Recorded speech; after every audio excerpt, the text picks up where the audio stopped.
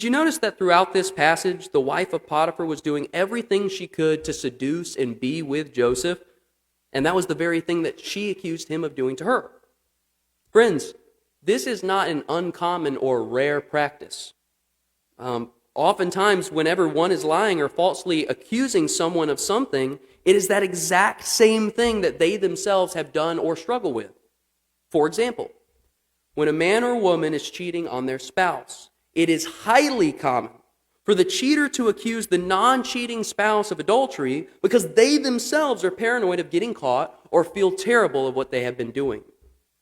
And that is hypocrisy at its finest.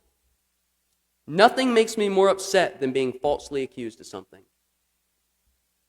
But the question is, how should we react? How should one react as a Christian when you're falsely accused of something? I can say in the past, I struggled to handle the situation like Joseph did. You see, Joseph was accused of physically assaulting a woman. There's almost nothing in this world worse than that. What I was accused of was nothing compared to that.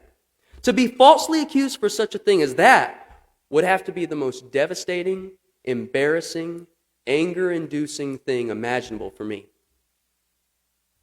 But in Galatians chapter 5, Paul says that the fruits of the Spirit of God are love, joy, peace, forbearance, kindness, goodness, faithfulness, gentleness, and self-control. Strange. Didn't hear anything about anger in there. He also says in Ephesians chapter 4 to let all bitterness, wrath, and anger, and clamor, and evil speaking be put away from you with all malice, and ye be kind to one another, tender-hearted, forgiving one another, even as God for Christ's sake hath forgiven you. James, the brother of Jesus, said this of anger.